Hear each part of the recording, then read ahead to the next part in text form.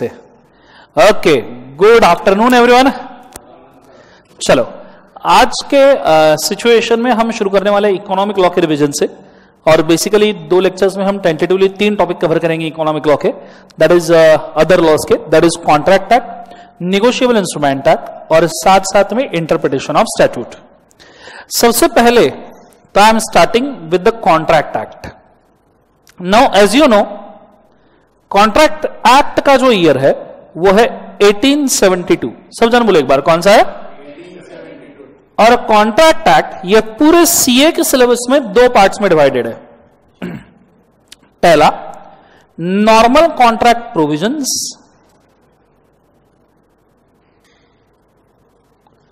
Normal contract provisions, और दूसरा है special contracts. Normal contract provision में व्हाट इज कॉन्ट्रैक्ट से लेके तुम्हारे इसमें that is completion of contract या डिस्चार्ज ऑफ कॉन्ट्रैक्ट तक के हर प्रोविजन था। डिस्चार्ज ऑफ कॉन्ट्रैक्ट तक, उसके अंदर वही सब चीजें इसेंशियल्स वाली, 2 parties, free consent, contingent contract, quasi contract, consideration वाला चैप्टर, ये सब था इसके अंदर, एक्सेप्टेंस वाला चैप्टर एक्सेट्रा। और स्पेशल कॉन्ट्रैक्ट्स में तुमको कुछ 5 कॉन्ट्रैक्ट एप्लीकेबल है। सबसे पहला कॉन्ट्रैक्ट दैट इज गारंटी ऑब्लिक श्योरिटी।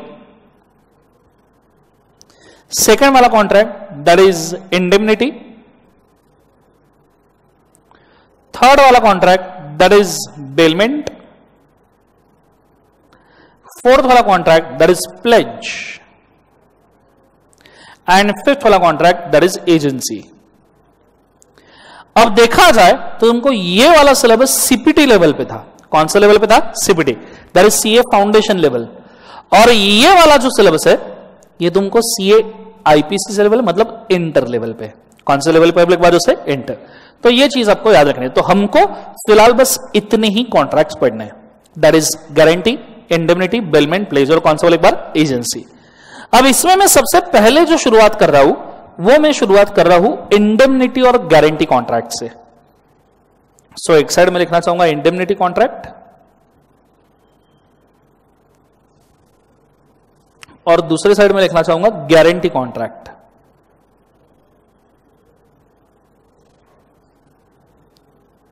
ठीक है। Now what is difference between indemnity and guarantee contract? तो जरा बोर्ड के ऊपर ध्यान देना, अच्छे से समझ में आएगा। फॉर एग्जाम्पल, तुमने सुना है ऐश, ऐश सुना है? ऐश्वर्या राय, ऐश पोकेमॉन नहीं रे, पोकेमॉन। ऐश्वर्या राय ने खुद के आंखों का इंश्योरेंस निकाला है, आंखों का। ऐश्वर्या सी आंखें,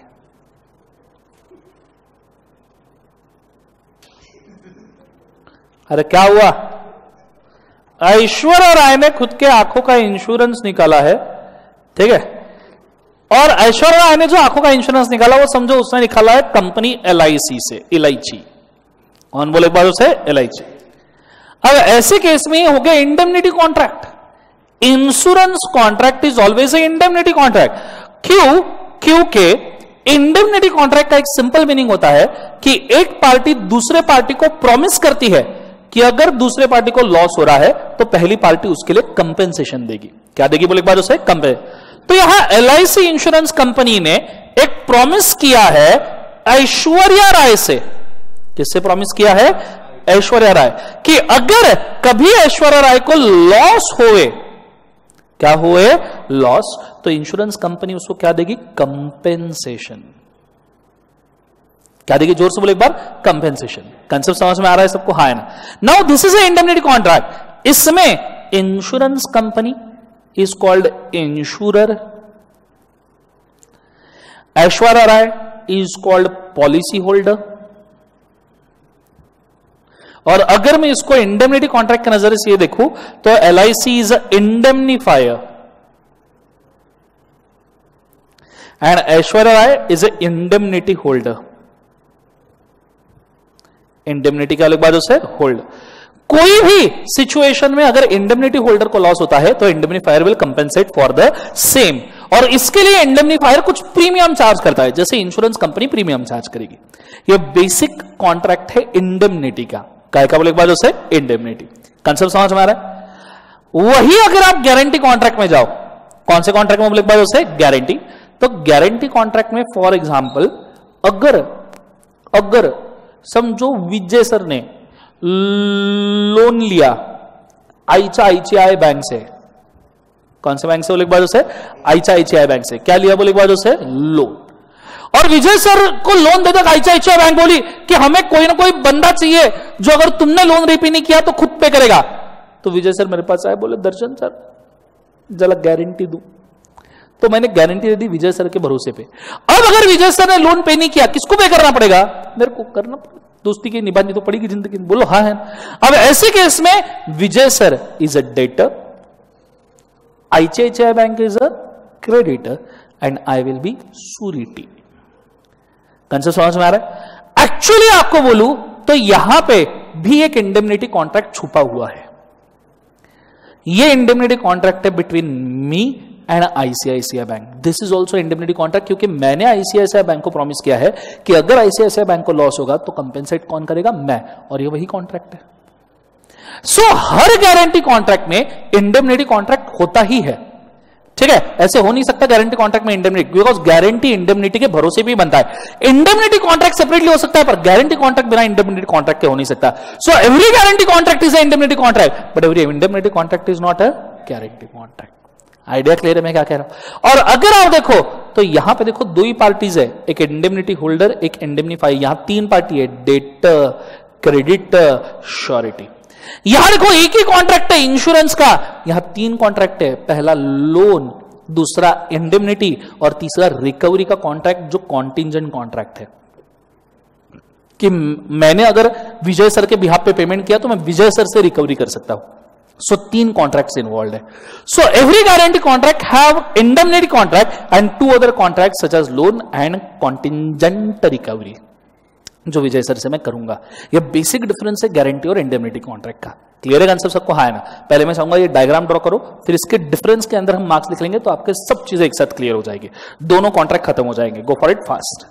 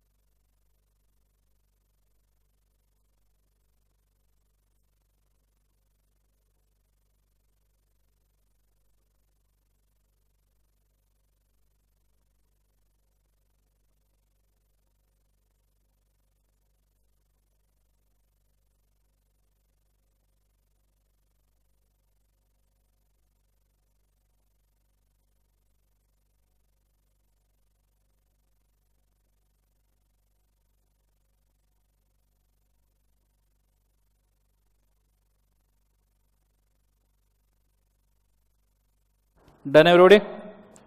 अब तुम्हारे टेक्स्ट बुक में देखना, मैंने जो नोट्स दिए हैं उसमें गारंटी श्योरिटी का डिफरेंस होगा, गारंटी और इंडेमनिटी का एक टेबल बनाया होगा, मैं चाहूंगा उस टेबल के ऊपर जाना। ये लिखना हो गया था ना सबका? बोलो हाँ है ना? उस टेबल के ऊपर जाना,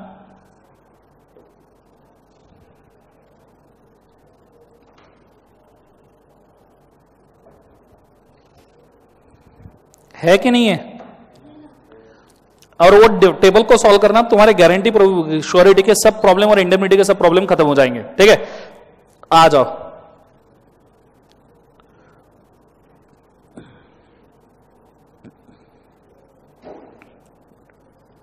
चलो, सो मैंने स्पेस छोड़ा है, उसको कंप्लीट कर लेते हैं। Let's go. Meaning, what do mean bye indemnity बेटा? हाँ, what do mean bye indemnity? When one person promises to other to make good all his losses, then it is a contract of indemnity. लिखना, when one person promises to another, when one person promises to another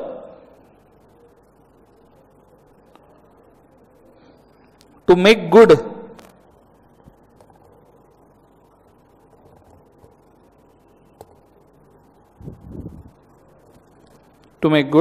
all his losses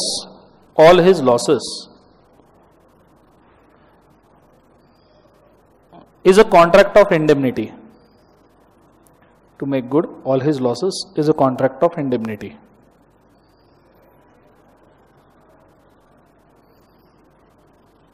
Contract of indemnity, full stop. Point number 2, guarantee में meaning, when one person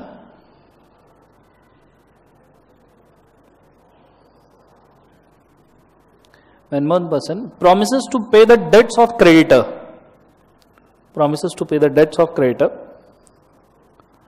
on behalf of another person,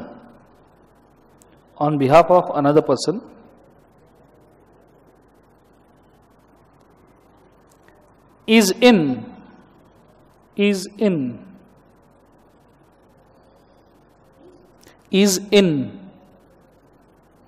the contract of guarantee.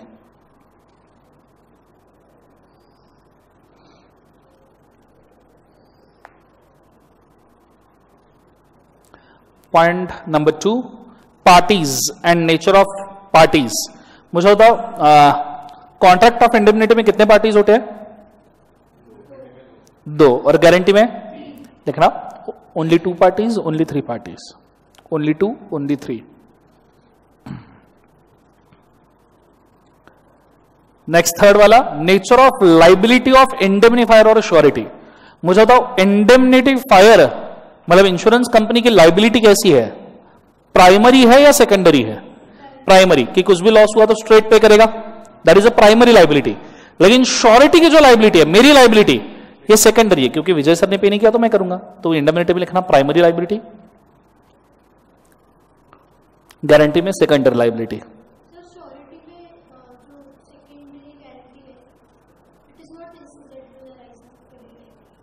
जरूरी थोड़ी वो आएगा, contingent है वो, clear है? पर indemnity भी तो कॉन्टिंजेंट ही है ना।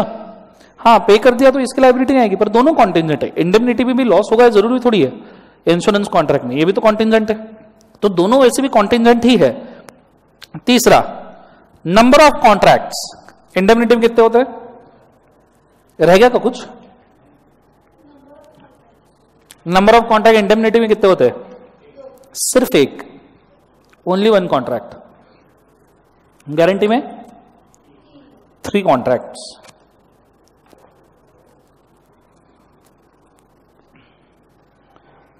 Nature of contract,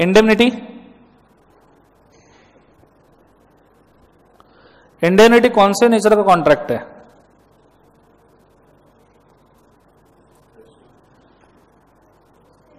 contingent contract, quasi contract, और गारंटी। तो ये डिफरेंस हुआ है, सिमिलरिटी हुआ?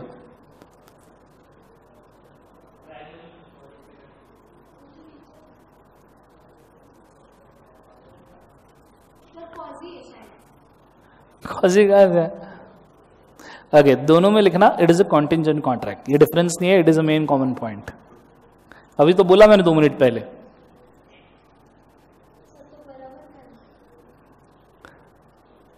Next, rights. इंडेमनिटी कॉन्ट्रैक्ट में राइट्स किसके पास होते हैं?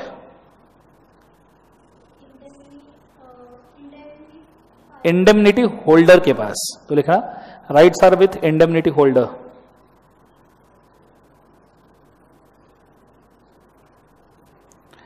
गारंटी कॉन्ट्रैक्ट में rights are with creditor. Surety तो लायबल है ना, फिर वो राइट थोड़ी हुआ, राइट थोड़ी है, वो लाइबिलिटी आई है। राइट्स मतलब पावर इज ऑफ क्रेडिटर। नहीं ना, पहले राइट्स क्रेडिटर के हैं पेमेंट होने तक के, फिर उसके बाद में ट्रांसफर होंगे, वो तो अलग बात है। क्लियर है? उसके बाद में कॉन्टिंजेंट एग्जिस्टिंग लाइबिलिटी। कौन सी लाइबिलिटी एग्जिस्टिंग है? इंडेमनिफिकेशन की लाइबिलिटी एग्जिस्टिंग है या गारंटी कॉन्ट्रैक्ट में लाइबिलिटी एग्जिस्टिंग है? इंडेमनिटी में लाइबिलिटी एग्जिस्टिंग नहीं है, तुमको नहीं पता तुम्हें कितना लॉस होने वाला है, पर गारंटी में लाइबिलिटी एग्जिस्टिंग है, लोन दे चुका है। So indemnification is not existing liability. Indemnification में लिखना it's not existing liability, it depends on loss. It's not existing liability, it depends on loss.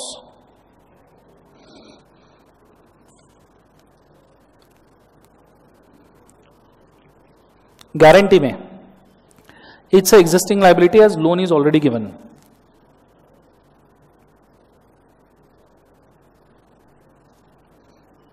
Loan is already given. Full stop.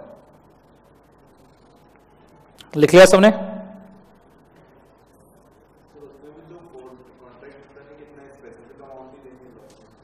हाँ, उतना ही लेंगे ना, पर वो तब डिसाइड होगा ना जब लॉस होगा।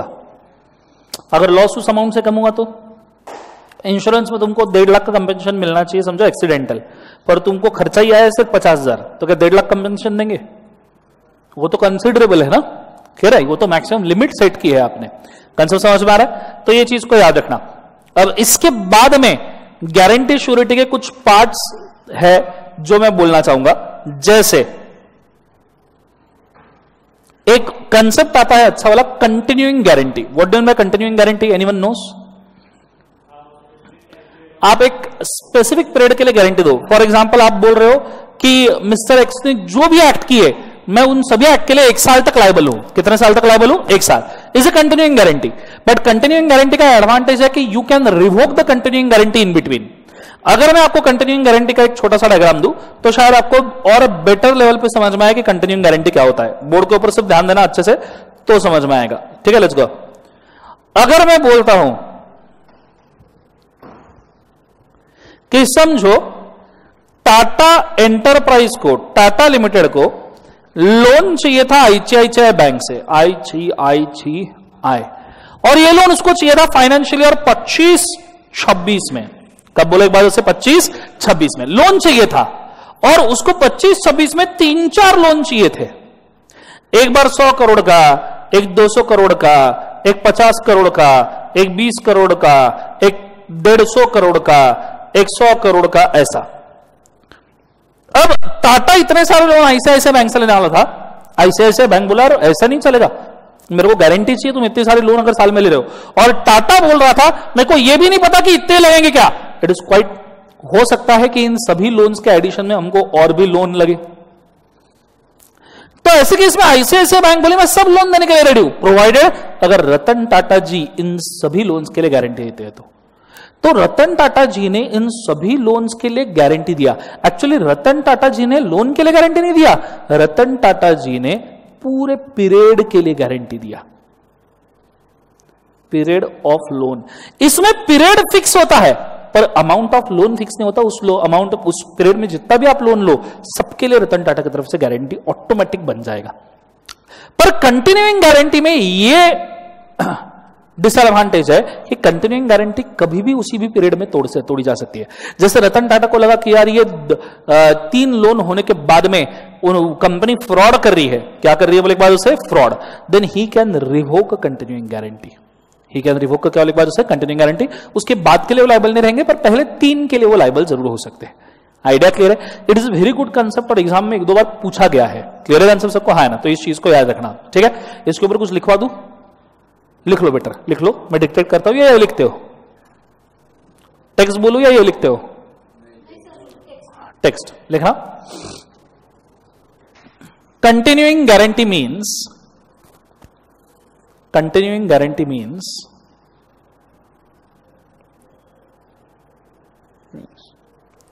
when one person gives a guarantee, when one person gives a guarantee on behalf of another, on behalf of another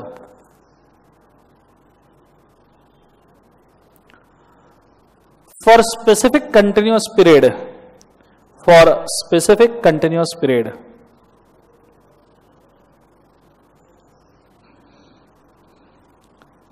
is a continuing guarantee, is continuing guarantee.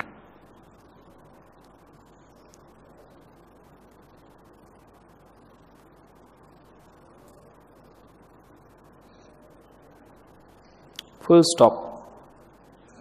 लिख लिया सबने? हाँ है ना? This guarantee is for time basis, is for time basis,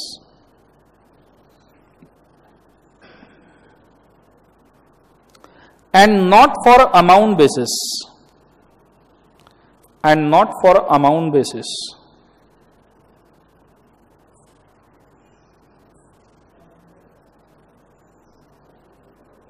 So if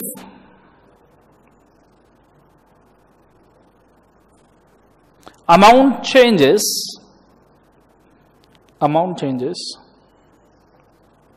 guarantee still exists, guarantee still exists.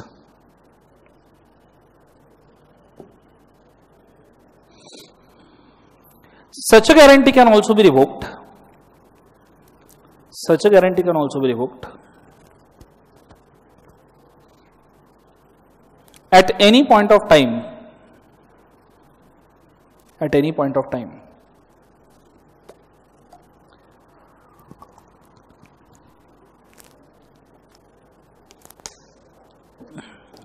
And surety will not be liable, and surety will not be liable for any debt after that, for any debt after that.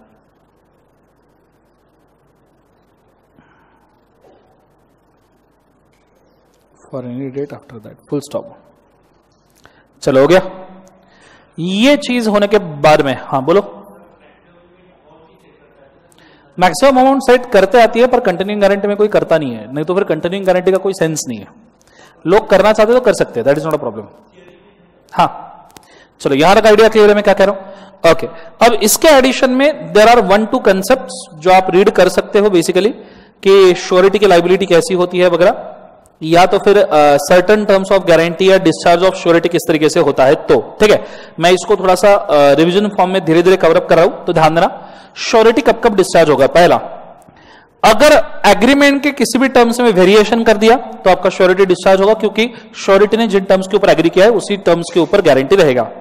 Contract releasing principal detour, अगर principal detour को हकाल दिया creditor ने, और creditor बोलता है जा detour जा जी ले अपनी जिंदगी, तो श्योरिटी भी खुद की जिंदगी जी सकता है, ठीक है, क्योंकि डेटोर ही नहीं रहा तो श्योरिटी रह के क्या करेगा। आगे, टाइम अगर प्रिंसिपल डेटोर को अगर बढ़ा के दे दिया, बैंक ने अगर आपको लोन रिपेमेंट का टाइम बढ़ा दिया, तो श्योरिटी का को काम करेगा, श्योरिटी बोलेगा फिर उसी को टाइम दो। Settlement of the principal debtor, principal debtor totally settle हो गया लमसम में, बैंक बोलती है अगर आप प्रीपेमेंट ऑफ लोन करना चाहते हो तो अभी के अभी 70% पे करो और घर चले जाओ, और अगर डेटोर ने वो पे कर दिया, डिस्चार्ज। अगला, रिलीज ऑफ वन को श्योरिटी, हाँ ये खास है, इसको स्टार मार्क करना। एक को श्योरिटी रिलीज करने से सभी को श्योरिटी रिलीज नहीं होते, सिंगल को श्योरिटी रिलीज हो गया तो वही रिलीज होगा, बाकी सब उसके जगह पे लायबल हो सकते हैं। सॉरी, अगला, creditor are inconsistent with surety, जिन चीजों के ऊपर क्रेडिटर ने प्रॉमिस किया था, क्रेडिटर ने उसको एक्सेप्ट नहीं किया या उन टर्म्स को तोड़ दिया, तो श्योरिटी भी डिस्चार्ज हो जाएगा। या अगर श्योरिटी ने नोटिस ऑफ रिवोकेशन दे दिया कंटिन्यू गारंटी के केस में, तो श्योरिटी डिस्चार्ज हो जाएगा। तो सिंपल टर्म्स में कि श्योरिटी कब कब डिस्चार्ज होगा, कॉन्ट्रैक्ट तोड़ा, टर्म्स तोड़े, प्रिंसिपल डेटर्स को छोड़ दिया, टाइम दे दिया, को श्योरिटी रिलीज हो गया तो सिर्फ को श्योरिटी जाएगा, क्रेडिटर इनकंसिस्टेंट है तो, या तो फिर नोटिस दे दिया रिवोकेशन का। आइडिया क्लियर है? तो ये सिंपली समझने के हिसाब से काफी आसान चीज है। ठीक है, अगला right of surety against principal debtor. अब ये थोड़ा ओरली मुझे एक बार डिस्कशन बताओ, प्रिंसिपल डेटोर श्योरिटी के लिए कैसे लायबल रहेगा, किस बात के लिए लायबल होगा? Any amount paid by surety principal debtor is always liable to him. जैसे मैंने अगर विजय सर के बिहाफ पे 2 करोड़ रुपए किए तो I can recover the same from Vijay sir, then I will become a creditor and Vijay sir will become a debtor. Idea clear है मैं क्या कह रहा हूं? जोर से बोलो सर। नो, उसके बाद में को श्योरिटी का अगेंस्ट क्रेडिटर क्या का राइट है? पहला राइट तो क्रेडिटर के खिलाफ यह है that creditor shall work as per the terms of the agreement, और क्रेडिटर ने पूरा ट्राई करना चाहिए कि वो डेटोर से पैसा निकाले। अगर क्रेडिटर ने डेटोर से पैसा निकालने का ट्राई ही नहीं किया तो श्योरिटी को लायबल करवा नहीं सकता। ठीक है, so it is a duty of creditor to recover from debtor, but if it does not तो ऐसे केस में श्योरिटी लायबल होगा। क्रेडिटर ने टर्म्स कंप्लाई करने हैं, डेटर से रिकवर करना है, क्रेडिटर ने डेटर के ऊपर केस करना है, क्रेडिटर ने हर वो ट्राई करना है जो रिकवरी का है, और फिर भी अगर नहीं होता है तो श्योरिटी लायबल हो जाएगा। तो ये है बेटा अगेंस्ट क्रेडिटर वाले राइट। ठीक है, तो ये सिंपल 2-3 कंसेप्ट है जो वापस से एक बार घर पे पढ़ना, मैंने थोड़ा बहुत रिवीजन फॉर्म में इसको कवर अप कर लिया है। ठीक है, अब मैं अगले कॉन्ट्रैक्ट्स के ऊपर जा रहा हूं, और जो अगला कॉन्ट्रैक्ट है दैट इज ऑफ बेलमेंट, और क्या एक बार उससे प्लेज। बेलमेंट सुना है कभी? अरे बोलो ना, हाँ है ना? समझो बेलमेंट, बेलमेंट, एक बार सब जन बोलो क्या बोलना है? Bailment. What do you mean by bailment and what do you mean by pledge? Bailment मतलब क्या? समझो मिस्टर ए के पास, मिस्टर ए फार्मर था, सो मिस्टर ए का नाम अपन चेंज कर दे धोंडू। धोंडू ने पांडु को मदद करने की कोशिश की। पांडु भी फार्मर था, धोंडू भी फार्मर था। पांडु का जो बैल था वो बीमार हो गया, तो उसने धोंडू से उसका बैल मांगा, और धोंडू ने एक बैल दे दिया पांडु को। बैल कैसा होता है बैल?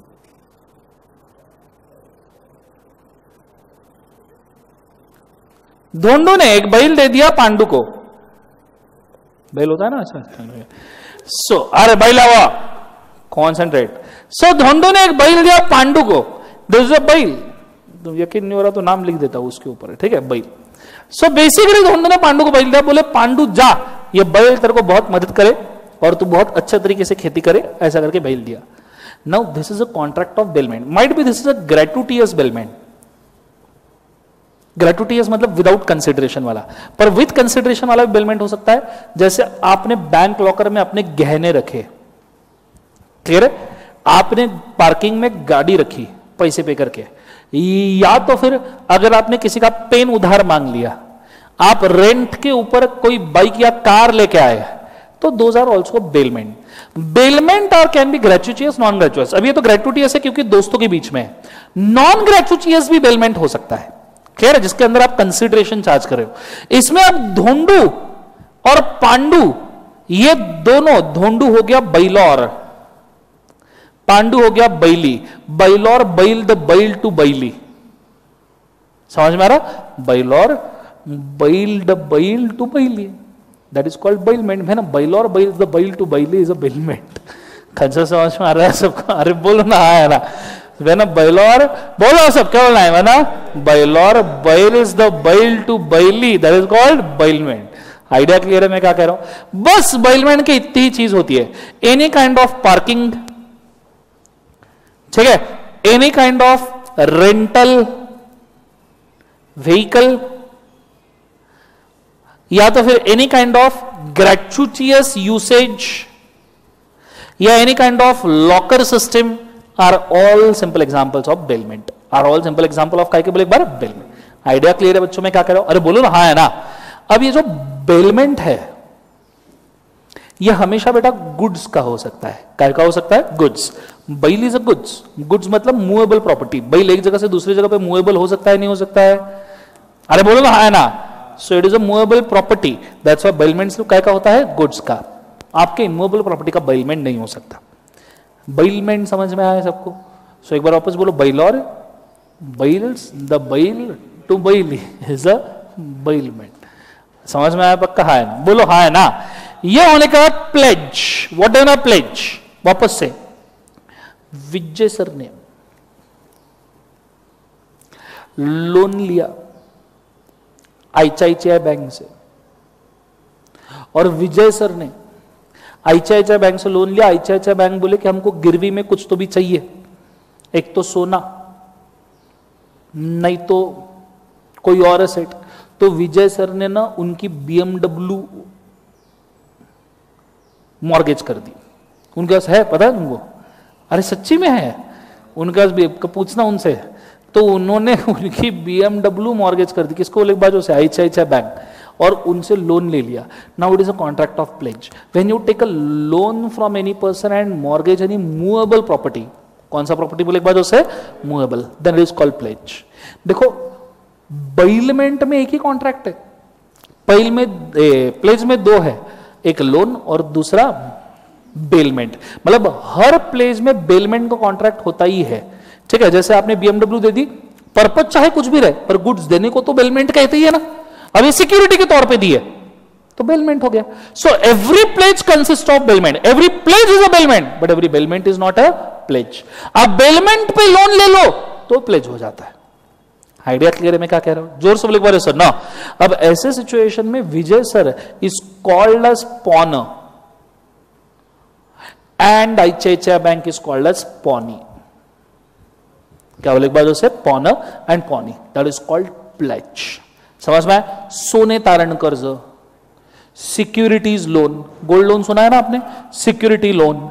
उसके बाद में अगर आप देखो vehicle loan, except for immovable property loan, nearly बाकी सब के सब आर प्लेज। आइडिया क्लियर है मैं क्या कह रहा हूं? तो मैं चाहूंगा दोनों डायग्राम ड्रॉ करके रखो, गो फॉर इट फास्ट।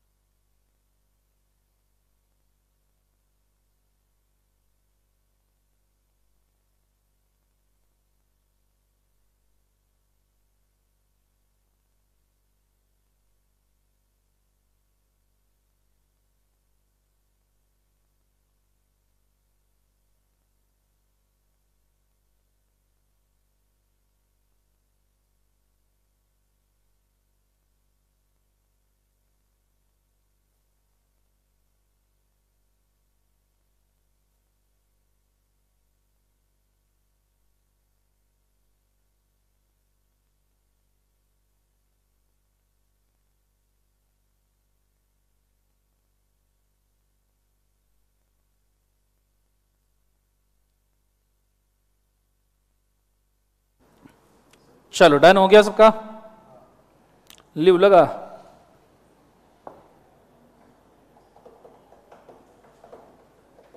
अब इसमें सबसे पहले हम देखने वाले हैं बेलमेंट, ठीक है।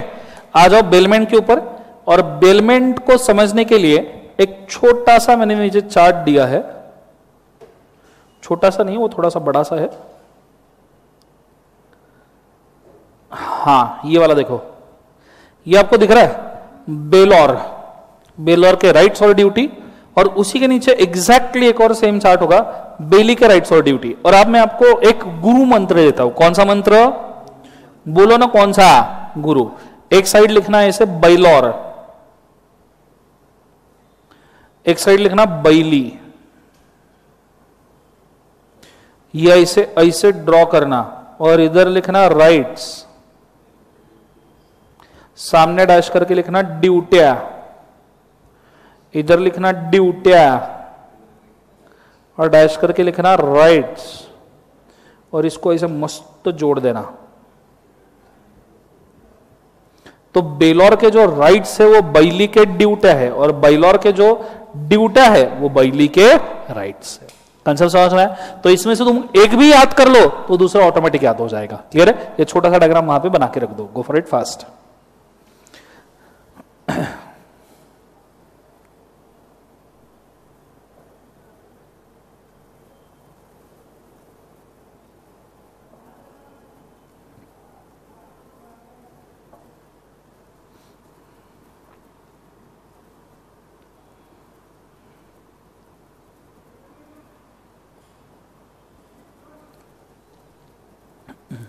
लिख लिया सबने?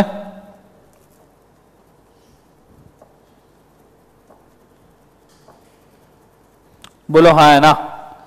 ये हो गया राइट्स, और क्या बोले एक बार उसे ड्यूटीज। यहां तक आइडिया क्लियर है बच्चों? अरे बोलो, पक्का क्लियर है मैं क्या कह रहा हूं? अब मैं बेलोर के राइट्स और ड्यूटीज पढ़ने जा रहा हूं, सेम बैली के ड्यूटीज और राइट्स रहेंगे। तो आ जाओ, सबसे पहले बेलोर। बेलोर मतलब कौन बच्चों, पहले ये बताओ। बेलोर मतलब कौन? जिसने गुड्स दिए हैं या जिसने गुड्स लिए हैं? जिसने गुड्स दिए हैं, ही इज कॉल्ड एज बेलोर। ठीक है? सो 1 सेकंड, पेन कैसे आ गया यहां पे? ठीक है, जिसने गुड्स दिए हैं ही इज क्या बोले उसे बेलोर। सबसे पहला बेलोर का राइट देखो, to enforce the duties of किसका बोले एक बार उसे बेली। कंसेप्ट समझ में? फॉर उसके लिए वो डैमेजेस क्लेम कर सकता है। मतलब मैंने तुमको गुड्स दिए तो I can claim the damages for loss cost to the goods. जैसे मैंने बैंक के पास सोने तारण कर्ज के लिए मेरे गहने रखे थे, मेरे नहीं सॉरी, सो मैंने बैंक में गहने रखे थे, मैं गहने नहीं पहनता, ठीक है, मैंने गहने रखे थे और बाद में मेरे को पता चला कि मैंने सोने के रखे थे, बैंक ने उसको रिप्लेस करवा दिया गोल्ड प्लेटेड से। या मैंने बैंक में गहने रखे, दूसरे दिन बैंक ने उसको काउंटर पे लग दिया, ये गहने खरीदो करके। तो ऐसे सिचुएशन में क्या हो गया बोले एक बार उससे डैमेज। तो लॉस कॉस्ट के लिए I can recover it from bank, loss cost due to unauthorise use of my goods, या तो फिर loss cost due to mixing of the goods. मैंने एक गोडाउन में बासमती राइस रखवाया, जिसका गोडाउन था उस निकम्मा ने उसके अंदर कोलम राइस ऐड कर दिया। अब सेपरेट तो हो नहीं सकता, ऐसे तो बैठेंगे ना करते हुए कि ये बासमती, ये कोलम, ये बासमती, जिंदगी लग जाएगी। तो ऐसा सिचुएशन में I can claim the goods और compensation for the mixture of the goods. काय के मिक्सचर के लिए? गुड्स के। नीचे, to terminate the contract of bailment if the bailey does any act inconsistent with the conditions of the bailment। जैसे मेरा fishing business था और फिशिंग बिजनेस में कोल्ड स्टोरेज बहुत जरूरी होता है, तो मैंने कंपनी को हायर किया कोल्ड स्टोरेज के लिए। मैंने बोला था ये फिशेस 24 आवर 4 डिग्री सेल्सियस के नीचे के तापमान में रहनी चाहिए। कंपनी ने 20-25 degree Celsius, condition of bailment टूट गया, तो कंपेंसेशन। अगला, डिमांड बैक द गुड्स, मेरे को जब चाहिए था मैं गुड्स वापस ले सकता हूं, टू क्लेम एनी इंक्रीज और प्रॉफिट इन द गुड्स। ये क्या हो गया? अगर गुड्स में कोई इंक्रीज हुआ है या प्रॉफिट हुआ है तो भी वो मैं क्लेम कर सकता हूं। सर प्रॉफिट कैसे? जैसे हमने मुर्गियां रखी बेलमेंट में, पोल्ट्री फार्म में, उन्होंने अंडे दे दिया और मुर्गियां बनी, उनसे लाखों अंडे और लाखों मुर्गियां और लाखों अंडे, है ना? अरे बोलो सर नो। या फिर लाइव कैटल, या हमने झाड़ बेल करवाए हैं और पौधे बेल करवाए, उनको फल लग गए, तो any profit can be claimed under the bailment. Idea clear है मैं क्या कह रहा हूं? जोर से बोलो ऐसा ना हो, पर हाँ जितना उनको मेंटेनेंस का कॉस्ट आएगा वो तुमको पे करना पड़ेगा। अब देखो बेलर के ड्यूटीज क्या है। पहला, disclosure risk bearing the fault in the goods. मुझे एक बात बताओ, डीओ यूज करते हो? डीओ के ऊपर साइन होता है इन्फ्लेमेबल का, है ना, पेट्रोलियम प्रोडक्ट पे साइन होता है इन्फ्लेमेबल का, और ये पहले डिस्क्लोज करना पड़ता है कि गुड्स आर इन्फ्लेमेबल। कई बार आपने पैकिंग में देखा होगा डेलिकेट के लिए कांच का साइन किया जाता है, कांच के ग्लास का, ठीक है, जिसको सीधा रखना है उसके लिए अपवर्ड डायरेक्शन का एक साइन दिया जाता है। यस और no? That is for the same. The bailor must reimburse to the bailee for extraordinary expenses in case of any bailment. अगर कोई एक्स्ट्राऑर्डिनरी एक्सपेंसेस उठाए हैं, जैसे आपने पोल्ट्री फार्म के लिए मुर्गियां रखी, वो बढ़ गई, उनको खाना खिलाने के लिए एक्स्ट्रा खर्चा लग रहा है, you have to reimburse the same. Clear है सबको? हाँ है ना? नीचे, the bailee also reimburse ordinary expenses. Extraordinary तो करने हैं, ऑर्डिनरी भी करने हैं in case of gratuitous bailment वगैरह। जैसे मैंने मेरे दोस्त को गाड़ी चलाने के लिए दी, तो पेट्रोल का खर्चा भी मैं ही करूंगा। क्लियर? दोस्तों निकम मैं क्यों करेगा? कंसेप्ट समझ में आ रहा है सबको? हाँ है ना? आगे, ये होने के बाद the bailor shall indemnify bailee for any loss cause due to defect in title. मैंने गुड्स चोरी करके लाए और बैंक लॉकर में रखे, सोना चोरी करके आया, बैंक लॉकर में रखा, धाड़ गिर गई बैंक पे, बैंक एक्सप्लेन कर नहीं पा रही कि किसके गुड्स है क्योंकि मैंने चोरी किए थे, तो अब लॉस किसको का? बैंक को। मैं कंपेंसेशन दूंगा। आगे, in the case of gratuitous bailment indemnify bailee for any loss suffered in case of premature termination of bailment. एक दिन एक दोस्त तुम्हारे घर पे आया सवेरे सवेरे 6 बजे, घंटी बजाई, टिंग टिंग, तुमने दरवाजा खोला, दोस्त बोलता है भाई तेरी गाड़ी देना आज के लिए। तो उन्हें पूछा क्यों? तो बोले मैं सिंहगढ़ जा रहा, घूमने जा रहा। तो बोले अकेला? बोले नहीं। अच्छा है, इसके लिए गाड़ी चाहिए? बोले हाँ। तो ये ले भाई, गाड़ी की चाबी तुमने शानो शौकत से दे दी, वो गाड़ी लेके चला गया और तुम्हारी गाड़ी बीच में बंद पड़ गई। Premature termination of bailment. ऐसे केस में तुमको उसको लॉस सफर करवा जो हुआ है वो कंपेंसेट करना पड़ेगा या नहीं करना पड़ेगा? भाई तू टेंशन मतलब मैं दूसरी ढूंढ के दे दूंगा नहीं ऐसा ना। So premature termination of bailment. Receive goods back from completion of the purpose. एक बार जो बेलमेंट का पर्पस खत्म हो चुका तो आप गुड्स वापस ले सकते हो। From the baler will personally liable for the damages of the goods, या फिर बेलर पर्सनली लायबल हो जाएगा डैमेजेस के लिए। सो ये ड्यूटीज एंड राइट्स है बेलर और किसके बोले एक बार बेली। आप नीचे पढ़ो तो ये एग्जैक्टली सेम वर्डिंग में नीचे अपोजिट में लिखा है। एक बार चाहिए तो नीचे नजर मार लो, आपको समझ में आएगा। Go for it fast. 1 minute देता हूं, चेक कर लो। नहीं समझ में आता पूछ लो।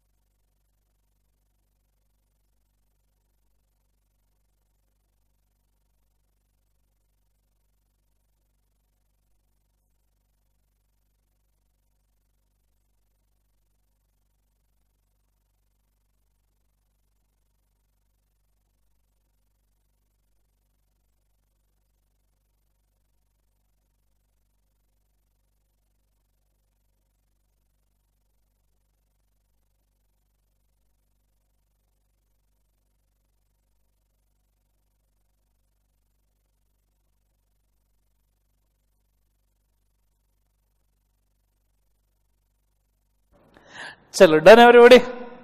अरे बोलो हाँ है ना। कभी तुमने फाइंडर ऑफ गुड्स सुना है? क्या होता है? हाँ, जो पाता है। क्या पाता है भाई? Do no finder of goods? सुनना अच्छा से। समझो किसी दिन संडे था, ठीक है, तुमने सवेरे सवेरे तुम चले गए पिज्जा खाने। वैसे संडे को तो 11 बजे उठते, सवेरे तो होता ही नहीं है, संडे का सवेरे एग्जिस्ट थोड़ी करता है। तो तुम उठे 11 बजे और 1 बजे तुम पिज्जा खाने चले गए। तुम पिज्जा खाने जा ही रहे थे कि रास्ते में तुमने देखा एक ऐसे कुछ तो भी पड़ा हुआ सा दिखा, सिल्वर कलर का। तुमने पास जाकर देखा तो उसके ऊपर एक सफरचंद का साइन था। तुमने और पास जाकर देखा तो एप्पल का फोन था, तुमने और ठीक से देखा तो आईफोन एक्स निकला। तुमने पहले आजू बाजू में देखा और तुमने उसको चुपके से उठा लिया, तो तुम हो गए finder of goods. Finder of goods का रिस्पॉन्सिबिलिटी क्या है कि उसने ओरिजिनल ओनर को ढूंढना चाहिए। सर घंटा, हम नहीं ढूंढने वाले ओरिजिनल ओनर को, कुछ भी कर लो, उसको उसके गुड्स वापस देने चाहिए। सर डबल घंटा, हम नहीं ढूंढने वाले किसी कुछ, कोई गुड्स वापस नहीं होंगे। पर बेसिकली देखा जाए ये हरकत अच्छी नहीं है। फाइंडर ऑफ गुड्स ने गुड्स वापस करना चाहिए, किसको? Original owner. और उसके लिए वो जितना भी खर्चा करे वो ओरिजिनल ओनर से बचा सकता है, वापस ले सकता है। सुनना आप, फाइंडर ऑफ गुड्स ये डिफाइन करने के लिए पहले दो पार्ट करता हूं। पहला पार्ट है गुड्स और दूसरा पार्ट है प्रॉपर्टी। फाइंडर ऑफ गुड्स हो सकता है, फाइंडर ऑफ कभी प्रॉपर्टी नहीं हो सकता। कोलंबस नहीं हो तुम कि मेरे को जगह मिल गई। कंसेप्ट समझ में आ रहा है सबको? सो फाइंडर ऑफ क्या हो सकता है? Goods, not a property. So मैं सर फाइंडर ऑफ प्रॉपर्टी हूं तो प्रॉपर्टी मेरी हो गई, नहीं रे निकम्मे है, तो गुड्स भी तेरे नहीं होते तो प्रॉपर्टी कहां से होगी? फाइंडर ऑफ प्रॉपर्टी नहीं हो सकता, फाइंडर ऑफ हमेशा गुड्स ही हो सकता है। Finder of property is invalid term. Finder of goods में भी दो टाइप के गुड्स आते हैं, एक पेरिशेबल और एक ड्यूरेबल। एक कौन से पेरिशेबल, एक कौन से ड्यूरेबल। जो पेरिशेबल गुड्स है, फॉर एग्जांपल एक मॉर्निंग सवेरे 11 बजे तुम उठे और तुमने डिसाइड किया मेरे को पिज्जा खाना है। सुना है क्या एग्जांपल? तो एक मॉर्निंग तुम सवेरे उठे 11 बजे मेरे को पिज्जा खाना है, इसलिए तुमने पिज्जा ऑर्डर किया और हम दोनों नेबर है। तुमने एक मस्त डोमिनोज का चीज बर्स्ट पिज्जा ऑर्डर किया विथ गार्लिक ब्रेड विथ चीज डिप्स, उसके ऊपर टॉपिंग्स, ठीक है, ओरेगानो, चिली फ्लेक्स, ठीक है, और वो भी चीज बर्स्ट, मतलब एक स्लाइस तोड़ो तो ऐसी चीज टपक टपक गिर रहा है उसमें से, ऐसा वाला, विथ चोको लावा केक, हाँ, और कोल्ड ड्रिंक वगैरह, ऐसे तुमने मस्त ऑर्डर किया। हाँ, वो भी थोड़ा सा कैसा एक्स्ट्रा लार्ज पिज्जा, उसमें भी चीज एक्स्ट्रा और ऐड करवाया ऊपर से यार। हाँ, याद आ रहा है सबको? हाँ है ना? और वो जो गार्लिक ब्रेड वो चीज डिप था तो डबल चीज डिप बुलवाया था तुमने उसको, है ऐसा ना, चीजी ये सुनो। तो तुमने ऐसा पिज्जा बुलवाया, तुमने पेमेंट कर दिया, पर वो पिज्जा गलती से मेरे घर पे आया, हम नेबर से। मैंने 1 बजे, कौन घंटी बजा रहा है, मैंने दरवाजा खोला तो ऐसे चीज बस्ट पिज्जे की खुशबू आई, डोमिनोज वाले हाँ वाली, साथ में थोड़ी सी धुंधली सी खुशबू चोको लावा केक की आ रही थी। तो मैंने बोला ठीक है ये तो मेरा ही है, तो मैं भी भूखा था ना, मैंने पिज्जा ले लिया। पिज्जा मैंने घर के अंदर लिया, मैंने बोला बिल पे किया, बोला हाँ, तो बोला भाई मेरा ही है। मैंने पिज्जा ले लिया, मैंने पिज्जे का ढक्कन खोला, एक स्लाइस तोड़ा, उसमें से चीज टपक रहा था और मैं पिज्जा खाने वाला था। मेरे को याद है मैं फाइंडर ऑफ गुड्स हूं,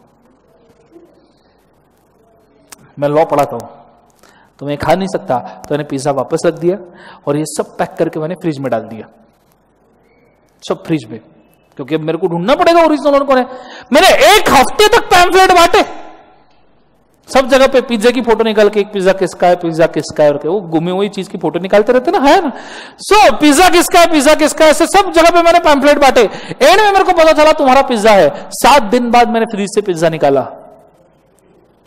तुम्हारे घर के घंटे हो जाए टिंग टोंग, और तुमने दरवाजा खोला, मैं बोला पिज्जा तुम्हारा, और बोला ये पिज्जा तुम्हारा 2000 का है, तो 2000 रुपए तो तुमको मेरे को देने की जरूरत नहीं, पर ये पैम्फलेट बांटने के लिए मैंने 500 रुपए का खर्चा किया है, तो 500 रुपए मेरे को दे दो। मुझे एक बात बताओ, तुम उस पिज्जा की शक्ल देख के उसको पहचानोगे? बोलो हाँ है ना। तुम मेरे को पहचानोगे? तुम मेरे 500 रुपए को पहचानोगे? नहीं। तो देखो पेरिशेबल गुड्स में तुम्हारे पास 2 ऑप्शन है, एक तो तुम गुड्स को सेल कर सकते हो, या तो तुम गुड्स को कीप कर सकते हो। अगर तुमने गुड्स को कीप किया तो ऐसे केसेस में no expenses will be paid, no expenses will be क्या एक बार से paid for maintenance of the goods. वही अगर मेरे को पता चला है मैं फाइंडर ऑफ गुड्स हूं, मैं खा नहीं सकता, इसलिए मैंने पिज्जा फ्रिज में डाला और इमीडिएटली शाम को एक ठेला लेके आया, ठेले के ऊपर मैंने पिज्जा रखा और चिल्लाने लगा बिल्डिंग के सामने, पिज्जा ले लो, पिज्जा ले लो, 5 रुपए में पिज्जा पा, ऐसे करते मैंने पिज्जा बेच डाला और मैंने उससे कमाए 4000 रुपए। तो एक एक पीस बेचा ऐसे, एक एक घास, ठीक है। तो उससे मैंने कितने कमाए बोले एक बार, उससे 4000। और फिर मैंने दूसरे दिन तुम्हारे घर के घंटे हो गई, यार तुम्हारा पिज्जा मेरे घर पे गलती से आया था, ये 4000 रुपए तुम्हारे पिज्जा बेचने के मेरे को मिले हैं, तो ये 4000 ले लो, पर इसमें से मैंने ठेला खरीदा 700 रुपए का, वो मेरे को वापस दे दो। मुझे एक बात बताओ, तुम 4000 को पहचानोगे नहीं पहचानोगे? तो फिर तुम मेरे को पहचानोगे नहीं पहचानोगे? तो मेरे ठेले को पहचानना पड़ेगा या नहीं पहचानना पड़ेगा? तो अगर मैंने तुम्हारे गुड्स सेल कर दिए तो मेरे एक्सपेंडिचर रिफंड हो सकते हैं। एक्सपेंडिचर विल बी क्या एक बार उसे रिफंडेड। ये पेरिशेबल गुड्स में लगता है, पर ड्यूरेबल गुड्स में it is very simple as that. आप उसको बेचो या ना बेचो, expenses will be refunded. Will be क्या एक बार उसे रिफंडेड। ये डायग्राम ड्रॉ करके रख देना, गो फॉर इट फास्ट।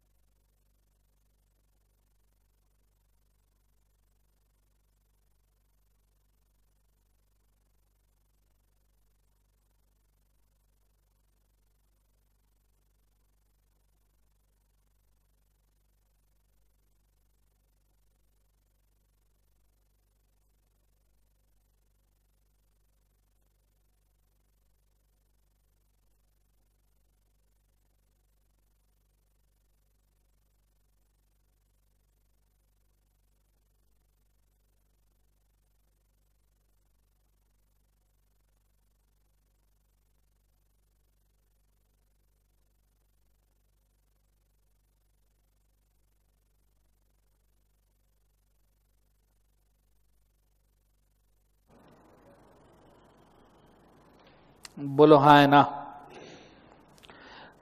अच्छा हाँ, फाइंडर ऑफ गुड्स, गुड्स बेच कब सकता है?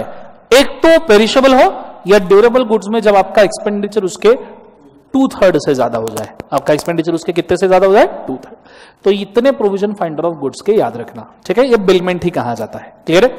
चलो आ जाओ आगे, लिखना हो गया इन सबका? ओके, अब देखो फाइंडर ऑफ गुड्स के लिए मैंने तुम्हारे बुक के अंदर पूरा थेसिस करवा के रखा है, ठीक है। आप उसको चाहिए तो पढ़ सकते हो। आगे बढ़ते हैं, ध्यान देना। प्लेज,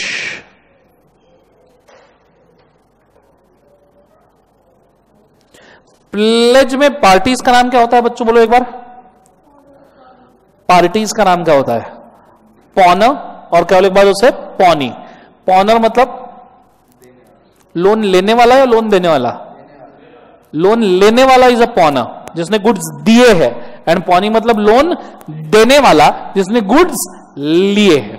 आइडिया क्लियर है? अब पॉनर और पॉनी के राइट्स क्या है? ये भी वैसा ही है।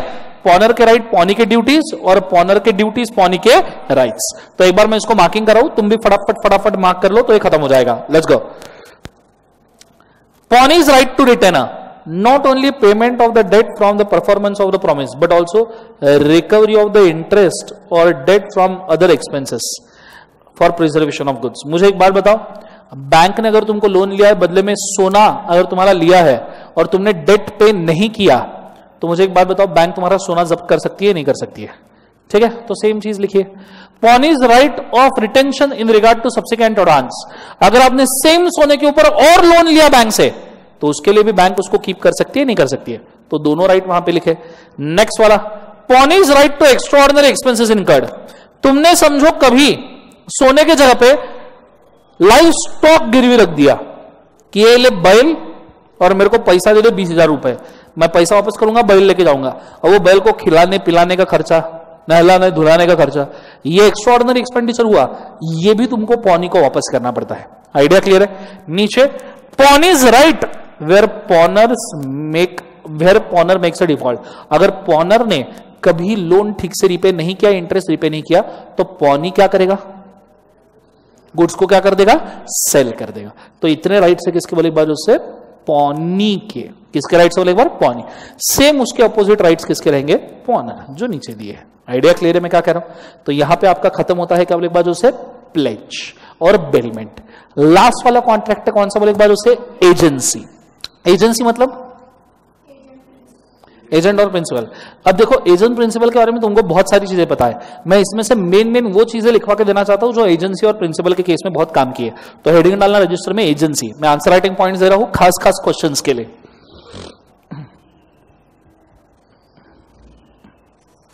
हेडिंग डालना फीचर्स ऑफ एजेंसी,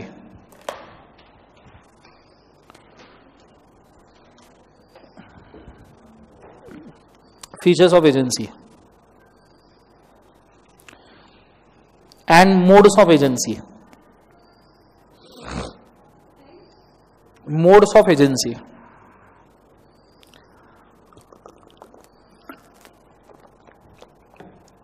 एक एक एजेंसी लिखवाऊंगा और उसके सामने उसका एग्जाम्पल लिखवाऊंगा तो आपको स्ट्रेट पता चल जाएगा, ठीक है। पहला agency, agency by actual authority.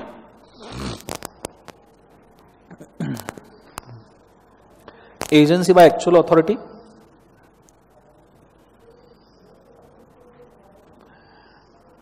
Actual authority dash करके लिखना। It is agency by agreement,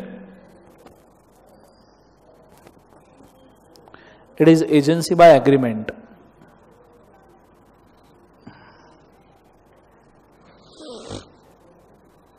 full stop. Point number 2, agreement समझ में आया ना, आइदर रिटन एग्रीमेंट या स्पोकन। जैसे हम दोनों ने एग्रीमेंट कर लिया, मैंने तुमको एजेंट बनाया, मैं प्रिंसिपल बन गया, एग्रीमेंट। जैसे कंसाइनमेंट कॉन्ट्रैक्ट होता है, actual authority. Point number 2, agency by ratification.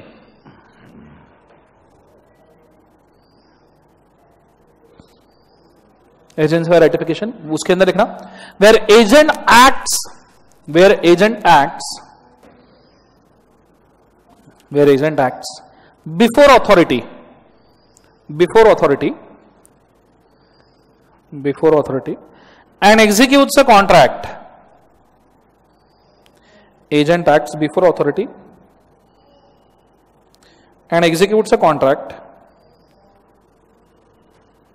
and afterward principal accepts the same, and afterward principal accepts the same, afterward principal accepts the same, is agency by ratification.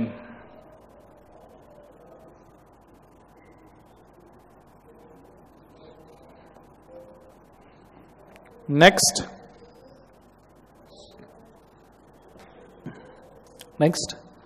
agency by ostensible authority, OSTENSIBLE, agency by ostensible authority।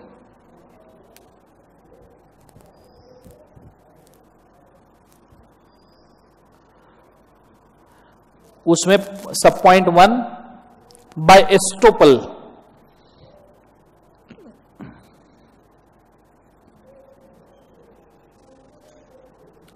where one person permits the another, where one person permits the another to represent himself,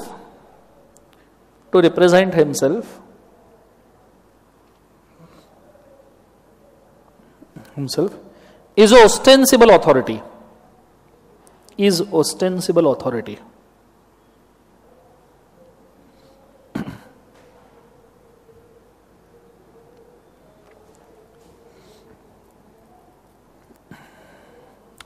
point number, अच्छा, ostensible authority का best example, तुमने कभी travel booking किया है? Travels का, travel booking में बहुत सारे एजेंट्स होते हैं, ठीक है, और तुम किसी ट्रैवल के साइट के ऊपर जाते हो और बुकिंग करते हो, जैसे redbus.com, तुम redbus.com से किसी भी ट्रैवल का बुकिंग कर सकते हो, तो उसमें ऑस्टेंसिबल अथॉरिटी हुआ। बसेस ने इनको अलाउ किया है टूरिज्म एजेंसी में कि तुम हमारे लिए बिहाफ पे बुकिंग लो, book my show, ostensible authority, उन्होंने अलाउ किया है कि तुम हमारे बिहाफ पे बुकिंग लो, it is agency contract. Idea clear है? नेक्स्ट वाला, उसमें सेकंड सब point, by cohabitation, by cohabitation, sub point 2, what do you mean by cohabitation? What is cohabitation? जब फैमिली में एक दूसरे को रिप्रेजेंट किया जाता है, जैसे वाइफ रिप्रेजेंट्स हस्बैंड, सन रिप्रेजेंट्स फादर, यह कोहैबिटेशन वाला हुआ एजेंसी। क्लियर है? सबको हाँ है ना? तो लिखना, when A wife represents husband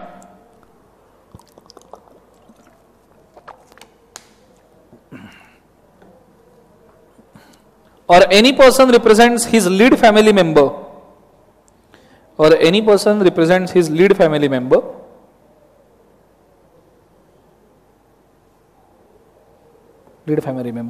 is agency by cohabitation.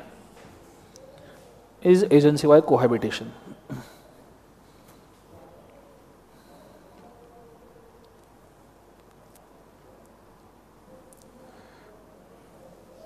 लिख लिया. नेक्स्ट, एजेंसी उसी के अंदर main point, main agency bye necessity. Fourth point main agency bye necessity.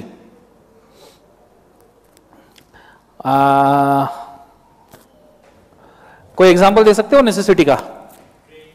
हाँ, एक्सीडेंट सुना है? रास्ते में तुमको किसी का एक्सीडेंट होता हुआ दिख रहा, तो अभी सुप्रीम कोर्ट का जजमेंट है कि एक्सीडेंट में जो हेल्प करेगा उसके खिलाफ पुलिस इंक्वायरी नहीं कर सकता. तो तुमने अगर किसी बंदे को एक्सीडेंट में हेल्प किया और तुम उसको हॉस्पिटल लेके गए और पूरा हॉस्पिटल का खर्चा तुमने किया, so it is very simple as that कि वो बंदा ठीक होने के बाद आपको पैसा पे करेगा या आप उसके असेट में से उसको रिकवर कर सकते हो. This is agency bye necessity. For example, एक आध दिन तुम्हारी बीच चौराहे में चौक में दुकान है एफसी रोड पे, ठीक है, और तुम्हारी दुकान में लग गई आग. मैं एक बंदा हूं जो एफसी रोड से आ रहा था, मैंने देखा दुकान में आग लग गई, पानी था नहीं, इसलिए मैंने बिस्लरी खरीद खरीद के आग बुझाई. सच में पूरी आग बुझाई.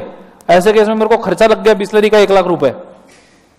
हंस क्यों, सच में लग गया. जितने दुकान थे सबकी बिस्लरी खरीद डाली मैंने और पूरी आग बुझा दी. तो ऐसे केस में तुमको मेरे को 1 लाख देने पड़ेंगे. It is agency bye necessity.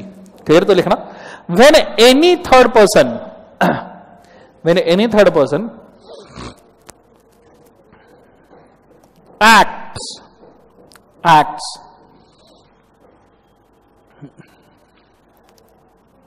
on behalf of, when any third person acts on behalf of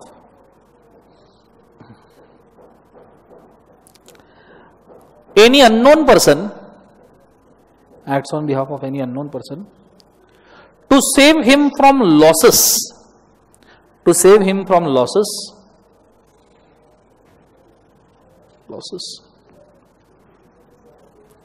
is agency by necessity.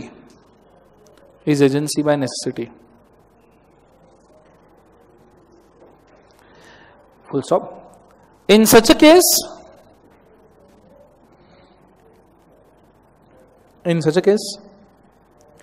person saved from losses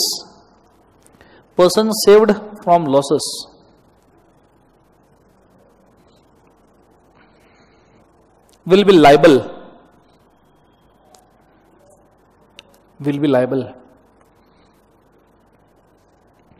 to person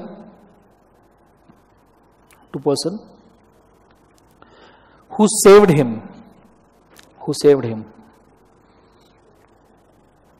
for expenditure.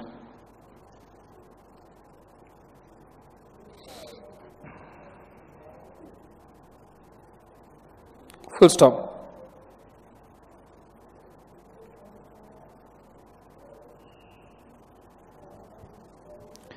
नीचे अगला हेडिंग डालना, ड्यूटी ऑफ एजेंट. अगला concept duty of agent और obligation.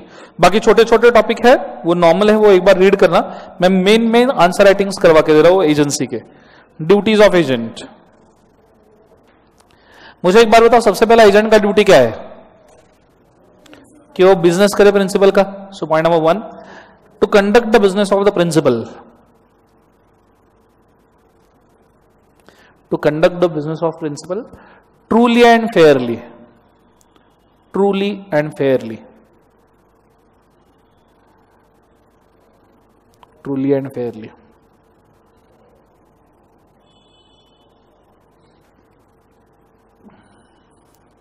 Point number 2, to conduct the business of the principal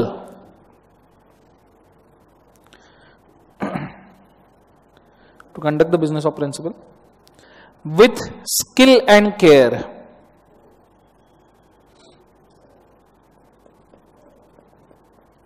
with skill and care.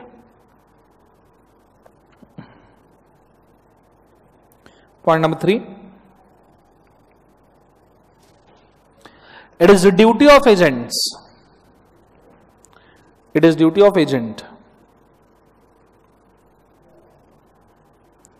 to maintain proper accounts. To maintain proper accounts.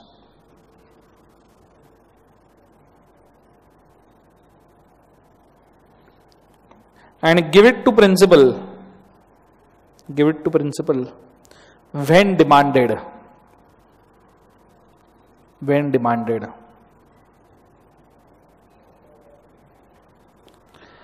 मुझे बताओ जितना पैसा agent को मिला agent रख सकता है, किसको देना पड़ेगा? प्रिंसिपल, कमीशन वगैरह काट के. Next, all money is received by agent. All money received by agent shall be transferred to principal.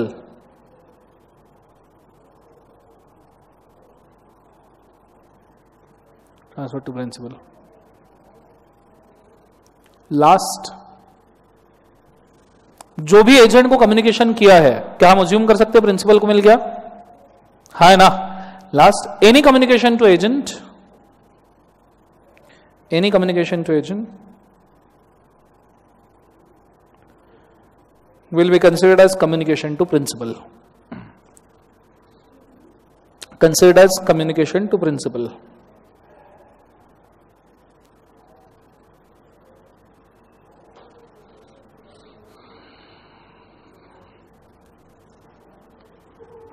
लिख लिया सबने? बोला हाँ है ना? Full stop. Rights of agent, अगला हेडिंग राइट्स ऑफ एजेंट. मुझे तो एजेंट को अगर पैसा नहीं मिला तो प्रिंसिपल की गुड्स प्रॉपर्टी के ऊपर गिरवी कर सकता है क्या? तो first point, to have a lien on principal's property. To have a lien on principal's property. और एजेंट को कोई लॉस हुआ तो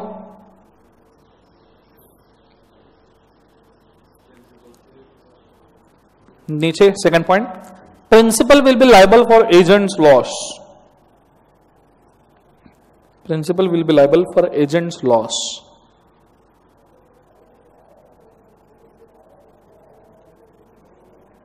तीसरा,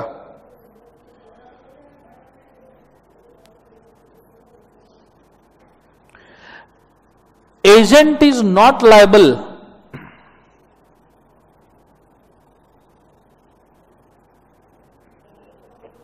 for principal's illegal activities. For principal's illegal activities.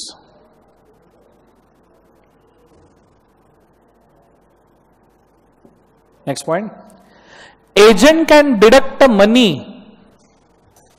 Agent can deduct the money and retain the same for his salary. Agent can deduct the money and retain the same for his salary. For his salary or commission. Or commission. Against principal. Full stop.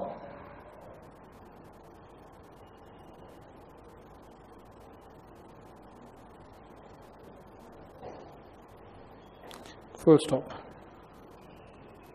चलो याद हो गया सबका? Next important concept है undisclosed principal. कभी सुना है? What is undisclosed principal? जहां पे एजेंट सिर्फ पिक्चर में होता है और प्रिंसिपल गायब रहता है. प्रिंसिपल का नाम वाम बोलना जरूरी नहीं है. ऐसे केस में थर्ड पार्टी के लिए एजेंट ही पर्सनली लायबल है. और ऐसे सिचुएशन में एजेंट खुद का कंपेंसेशन प्रिंसिपल से मांग सकता है अगर थर्ड पार्टी उसको लायबल करे तो. और ऐसे सिचुएशन में ऐसा माना जाता है प्रिंसिपल है ही नहीं, सिर्फ एजेंट ही खुद ही सभी प्रोसेस कर रहा है. कंसेप्ट थोड़ा सीवियर एग्जाम में पूछा गया इसलिए लिखना अनडिस्क्लोज प्रिंसिपल लिखना.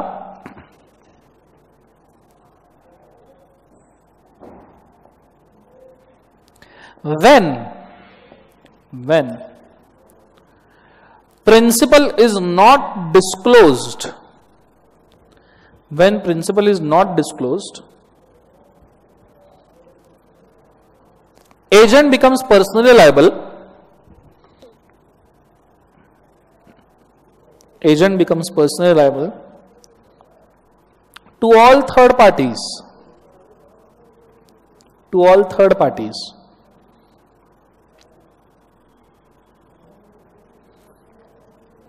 Point number 2.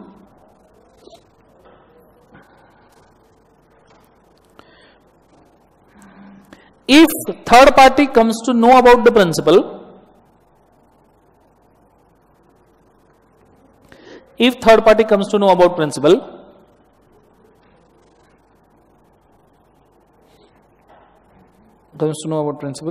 it can sue.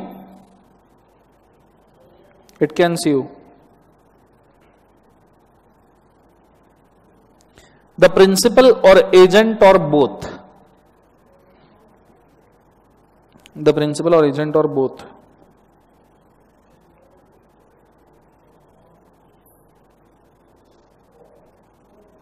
Next point. Third party will not bear any loss. Third party will not bear any loss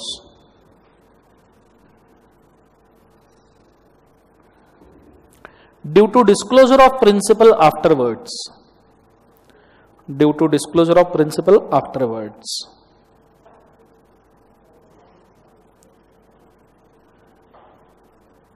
Disclosure of principal afterwards.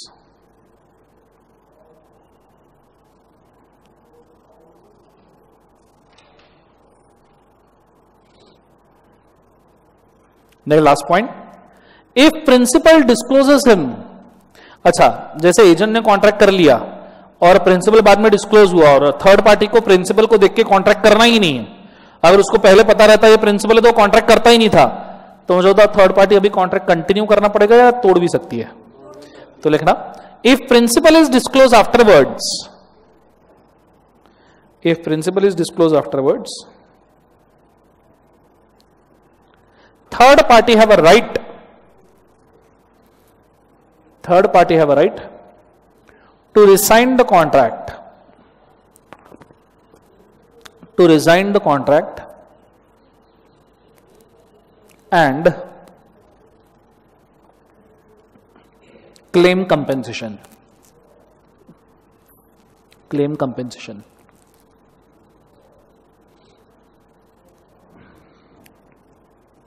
Done everybody? हो गया पक्का? चलो, लास्ट कंटेंट जो important है, सब agency. सब agency सुना है कभी? व्हाट इज सब एजेंसी? एजेंट का एजेंट. पर देखना, सब एजेंसी दो तरीके से हो सकता है. एक तो सब एजेंट को एजेंट ने अपॉइंट किया और प्रिंसिपल को इस बारे में नहीं पता, या सब एजेंट को एजेंट ने अपॉइंट किया और प्रिंसिपल को इस बारे में नॉलेज है. ठीक है, मैं दोनों के लिए यहां पे छोटा सा डायग्राम देता हूं, वो ड्रॉ करना तो आपको आइडिया आएगा. ठीक है, पूरा ध्यान बोर्ड पे देना तो समझ में आएगा. अगर मैं बोलूं, जरा सुनना, सब एजेंसी, ये बेसिकली कितने तरीके से डिसाइड हो सकता है? दो. एक तो देयर इज अ प्रिंसिपल,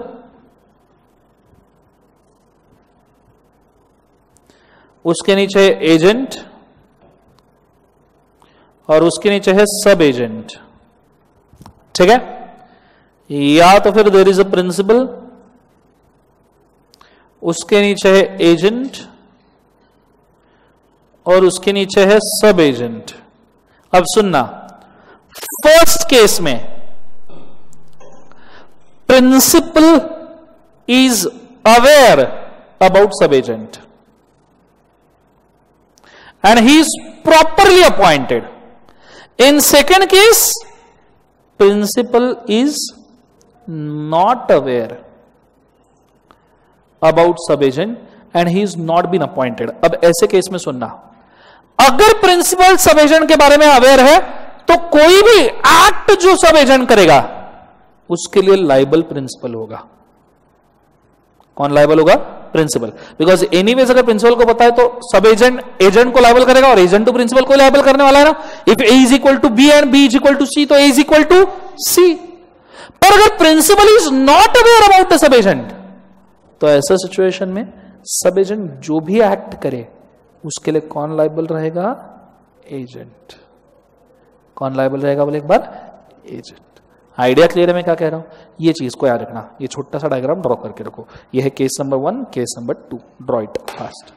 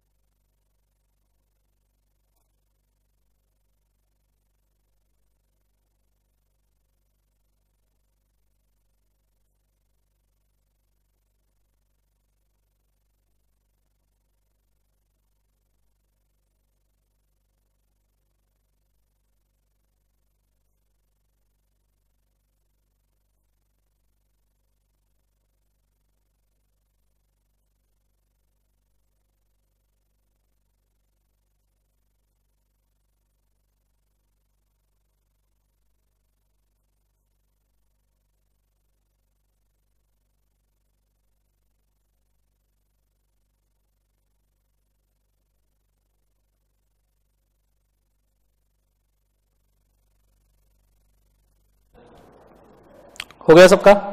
अब उसके नीचे लिखना व्हाट इज सब एजेंसी, उसके बारे में तो लिखना सब agency means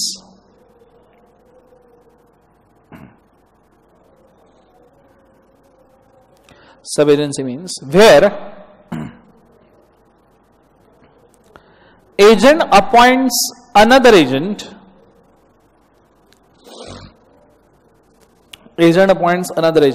to work on his behalf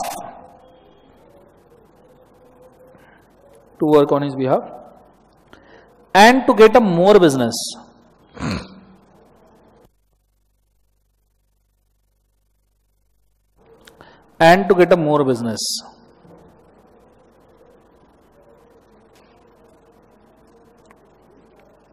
Point number 2.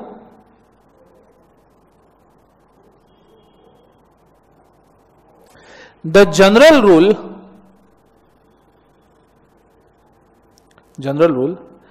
agent cannot appoint a sub-agent. The general rule is the agent cannot appoint a sub-agent.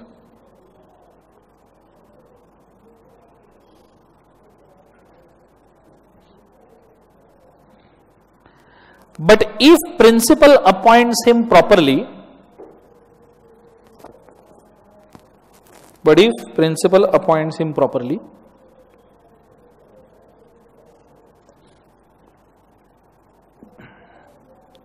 then principal is liable for the acts of sub-agent.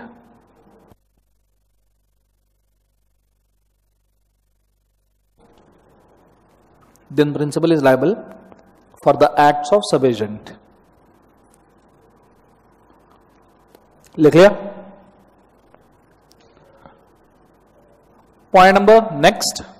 But if principal has not appointed sub-agent, but when principal has not appointed sub-agent,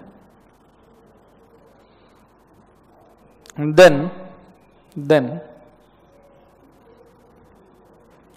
neither principal is liable for sub-agent,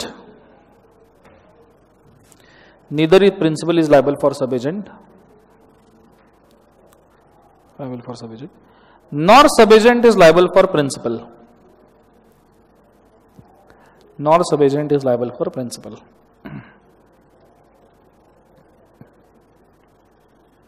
Full stop.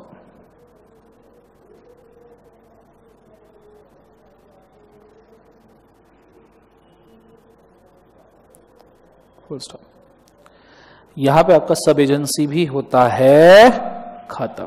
Concept समझ में आ रहा है? और यहां आपका agency contract होता है खत्म। इसके बाद में एक छोटा सा कंटेंट बचा है, टर्मिनेशन ऑफ एजेंसी। कितने तरीके से टर्मिनेट हो सकता है तो देख लो जरा। रिवोकेशन ऑफ अथॉरिटी, प्रिंसिपल ने एजेंट को निकाल दिया, निकल गया। रिनाउंसिएशन ऑफ एजेंसी, एजेंट ने एजेंसी किसी और को ट्रांसफर कर दिया। कंप्लीशन ऑफ बिजनेस, जिस बिजनेस के लिए एजेंसी बनाया था वो बिजनेस ही खत्म हो गया। डेथ और इंसानिटी ऑफ द पार्टी, कोई एक आधा पार्टी मर गया या इंसान हो गया, या इंसॉल्वेंसी ऑफ द प्रिंसिपल। इन चीजों से आपका एजेंसी खत्म हो सकता है। यहां आपका कॉन्ट्रैक्ट एक्ट होता है खत्म। अगले एक्ट के ऊपर चले, हाँ है ना। Next law is interpretation of statute.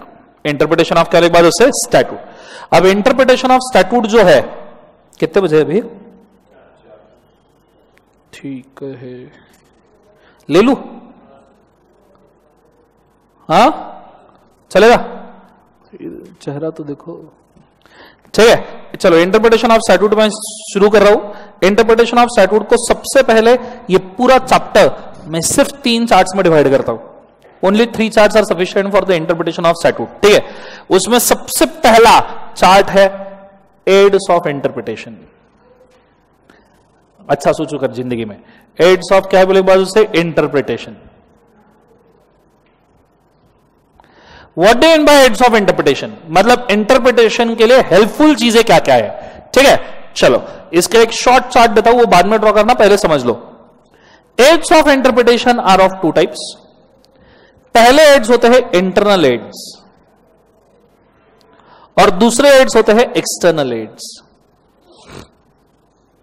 Internal aids मतलब things belonging from the act और लॉ, मतलब लॉ के बेयरटेक्स से या एक्ट के बेयरटेक्स से जो चीजें बिलोंग करती है उन्हें हम इंटरनल एड्स ऑफ कंस्ट्रक्शन कहते हैं, इंटरप्रिटेशन। अब ऐसी कौन सी चीजें हैं जो एक्ट से बिलोंग करती है? शायद ये चार्ट मैंने आपको पहले दिया होगा types of parts of law में। जैसे सबसे पहली चीज सेक्शन नंबर 1 किसका होता है? प्रेम्बल। प्रेम्बल में 3 चीजें होती है, that is extent, scope, commencement. यह आपका पहला हुआ। दूसरा होता है एक्सटेंट, मतलब कौन से एरिया तक के लॉ एप्लीकेबल है। स्कोप मतलब लॉ क्यों बनाया गया है। कमेंसमेंट कौन से दिन से कमेंस हुआ। फिर आता है सेक्शन नंबर 2 जो किसका होता है? डेफिनेशंस। डेफिनेशन आपको शायद पता होगा, 2 टाइप की डेफिनेशन होती है, that is inclusive and exhaustive. Now what do you mean bye inclusive and exhaustive definition? Anyone nose? या क्या चाहोगे? बोलो। इंक्लूड्स वर्ड हुआ तो इंक्लूसिव, एग्जॉस्ट और मीन्स वर्ड हुआ तो एग्जॉस्टिव। पर इसका रीजनिंग पता है? फॉर एग्जाम्पल अगर मैं बोलूं मिल्क एंड एग्स, दूध और अंडे, वेज है या नॉन वेज है? वेज है नॉन वेज है? तो अगर मेरे को इससे कोई लेन देन नहीं, वेज है नॉन वेज है, खाना है खाओ, बिंदास खाओ एकदम, ठीक है। लेकिन अगर मैं बोल रहा हूं, वेज को डिफाइन कर रहा हूं, veg means parts of plant और ट्री, पार्ट्स ऑफ प्लांट और कल एक बार उसे ट्री, तो ऐसे सिचुएशन में इसके अंदर वेज इंक्लूड होगा क्या? इसके अंदर मिल्क और एग्स इंक्लूड होगा क्या? नहीं, अंडे झाड़ पे नहीं लगते, झाड़ दूध नहीं देता। तो ऐसे सिचुएशन में वेज के डेफिनेशन में मिल्क और एग्स नहीं आएंगे, क्योंकि मैंने यहां जब मीन्स बोला तो मीन्स के बाद जो मैंने लिखा वो ब्रैकेट बन गया और इस ब्रैकेट के बाहर वेज में कुछ नहीं आएगा। वही अगर मैं ऐसा बोलूं, veg includes milk and eggs, milk and का एक बार उससे एग्स, तो इसका मतलब क्या वेज में सिर्फ मिल्क और दूध और अंडे आएंगे क्या? पार्ट्स ऑफ प्लांट और ट्री नहीं आएगा? तो इंक्लूड वर्ड्स में 2 चीजें छुपी होती है, एक चीज जो अज्यूम की है और एक चीज जो क्लैरिफाई की है। यहां क्लैरिफिकेशन बोला है कि मिल्क और एग्स ये वेज मान लो, और अजम्पशन ओरिजिनल वाली डेफिनेशन होती है। Whenever you use the word means you shawl, it is exhaustive definition. Whenever you use the word includes, it is inclusive definition. Clarification देना है तो इंक्लूड्स वर्ड यूज करो, और अगर आपको एग्जॉस्ट करना है, लिमिट करना है, तो मीन्स यूज करो। ऐसे 2 टाइप के डेफिनेशंस होते हैं, एग्जॉस्टिव और इंक्लूसिव। आइडिया क्लियर है? बोलो हाँ है ना। फिर होते हैं बेटा चैप्टर्स। क्या होते हैं? Chapters. As you know, chapters are divided into section, sections are divided into subsection, subsection are divided into clauses, clauses are divided into sub clauses, और इसके एडिशन में होते हैं प्रोविजोस। प्रोविजो मतलब प्रोवाइडेड दैट। आइडिया क्लियर है? फिर chapter के बाद आते हैं एक्सेप्शंस। एक्सेप्शन मतलब, एक्सेप्शन 2 टाइप के, एक एक्ट बेस्ड एक्सेप्शन, जैसे एग्रीकल्चरल इनकम पूरे इनकम टैक्स में एग्जम्प्ट है, एक्ट बेस्ड हुआ। एक प्रोविजन बेस्ड एक्सेप्शन, जैसे long term capital gain on securities, ये पहले एग्जम्प्ट हुआ करता था, अभी 10% लगता है, तो provision based exception. Idea clear है? तो ये ऐसे एक्सेप्शन होते हैं। एक्सेप्शन के अंदर और आता है एग्जम्पशन, एग्जम्पशन नहीं, एक्सप्लेनेशन, माय मिस्टेक। एक्सप्लेनेशन मतलब स्पेसिफिक टर्म्स को एक्सप्लेन करने के लिए, specific terms to be explain. Idea clear है? फिर उसके बाद में आते हैं एक्ट के अंदर शेड्यूल्स। शेड्यूल्स आपको फॉर्मेट्स बोलते हैं। जैसे कंपनीज एक्ट में कितने शेड्यूल्स है बच्चों? There are 7 schedules in the companies act.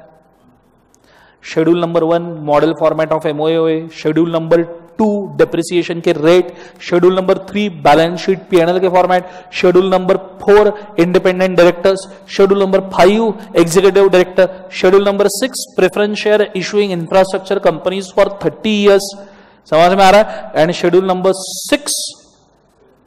7 is regarding formats, table of fees etcetera.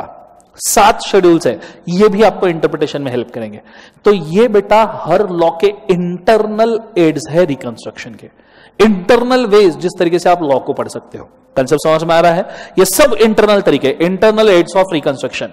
दूसरे आते हैं external aids of reconstruction. External में क्या क्या आएगा? सबसे पहले हिस्ट्री ऑफ लॉ। हिस्ट्री ये लॉ के अंदर नहीं लिखी जाती, लॉ के बाहर होती है। उसके बाद में डिपार्टमेंट के सर्कुलर्स, नोटिफिकेशंस, रूल्स, जैसे डिपार्टमेंट के रूल्स, ये भी लॉ के बाहर होते हैं। उसके बाद में सुप्रीम कोर्ट, हाई कोर्ट के केसेस, उसके बाद में कस्टम्स, ये भी लॉ के बाहर होते हैं। और डिक्शनरी मीनिंग, ये भी लॉ के बाहर होते हैं। ये एक्सटर्नल एड्स हुए, ये इंटरनल हुए। आइडिया क्लियर है मैं क्या कह रहा हूं? जोर से बोलो यस और नो। मैं चाहूंगा इसको लिख के रखो, गो फॉर इट फास्ट, फटाफट, अब बिच।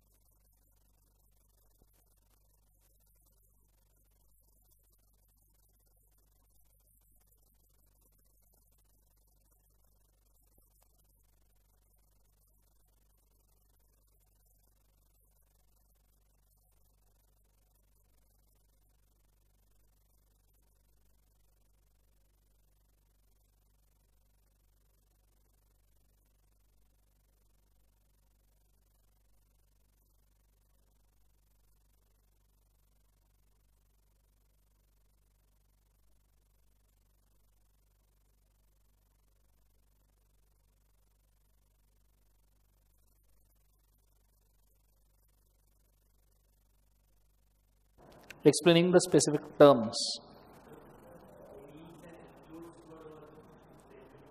मतलब तो दोनों हो जाएगा। अगर दोनों वर्ड यूज किया है, इट मीन्स एंड इंक्लूड्स, तो पहला मतलब एग्जॉस्टिव और दूसरा मतलब क्लैरिफिकेशन। क्लियर है? दोनों वर्ड से भी किया जा सकता है। क्लियर है कंसेप्ट? तो ये डायग्राम याद रखना, internal aids of interpretation as well as calculable, एक बात उसे एक्सटर्नल। क्लियर है?